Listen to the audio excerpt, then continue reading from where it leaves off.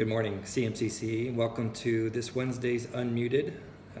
When I am feeling a bit down and discouraged, my go-to place in the Bible is the Psalms. I have a feeling many of you are like me in that regard. So for the last few weeks, I've been reading through the Psalms and just like to share a bit about one of the observations I've made. If you look at many of the Psalms and just see some patterns, you'll notice that many of the Psalms start out really negative. Like, my world's falling apart, the enemies are attacking me, I feel discouraged, disappointment, I feel horrible. And that's kind of the first part. It's like complete doubt.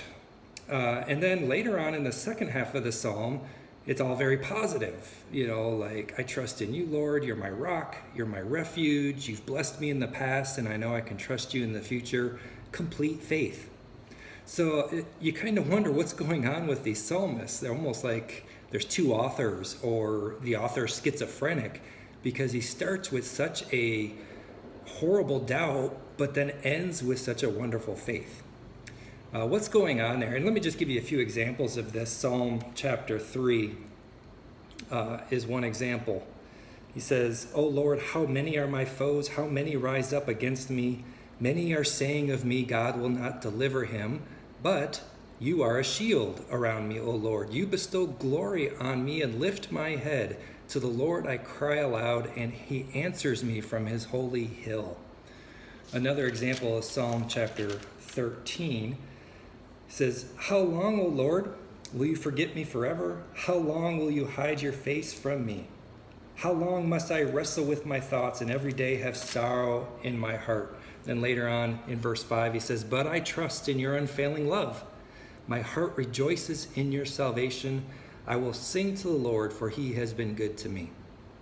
Let me just read one more just to give you an idea of what I'm talking about here. Psalm 31.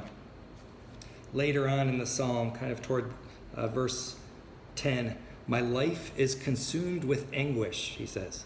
"My years by groaning. My strength fails because of my inflictions, and my bones grow weak." And then in verse 14, "But I trust in you, O Lord. I say, you are my God. My times are in your hands. Deliver me from my enemies, from those who pursue me."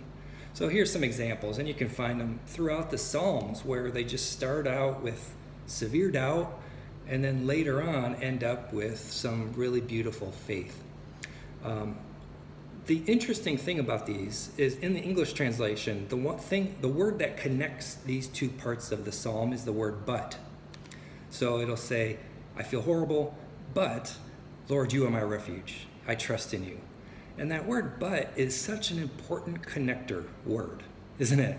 Because it's that thing that ties together these two polar opposites, these two things that seem so contrasting.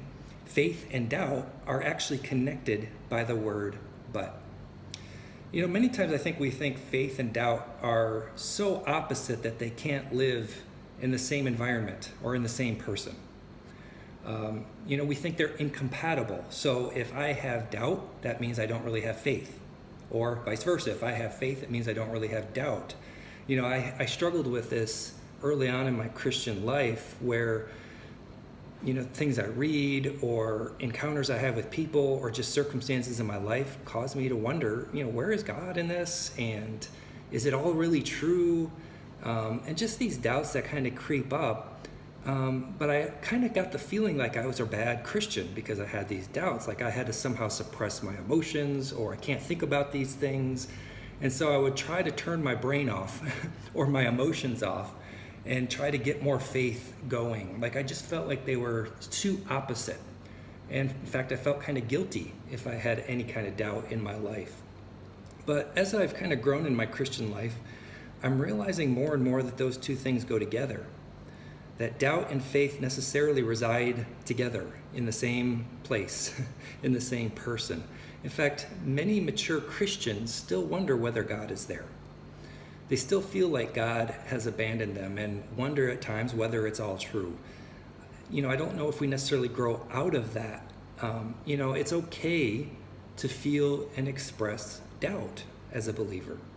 In fact, I would say it's even healthy because if you express doubt, it means you're invested. This means something, and you're not just going to blindly follow something. You want it to make it your own and to follow it with all your life. But the key, I think, to faith and doubt is the word but. That connector word. That when we express our doubts, which we will have them, we will feel them, and perhaps we're feeling them right now with, it seems like, a lot of difficult circumstances going on around the world right now. It's the word but that connects our faith to the doubts. It's in the midst of the doubt, as the psalmist does, that we remember who our God is. You are a refuge, you are a rock. And we remember what God has done for us in the past. Like, he rescued us, he saved us, he did this, he did that. And it's that faith that says, even though I'm doubting it right now, and even though I don't see it, I choose to trust because I believe God is this way, and I've seen what he's done in my life. Basically, it's saying, I don't understand what you're doing, God. In fact, sometimes I wonder if you're even there, but I choose to trust in you.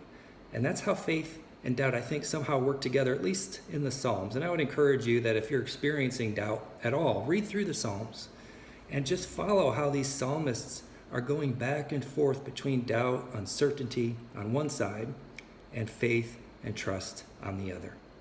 Well, I hope that's encouraging to you today.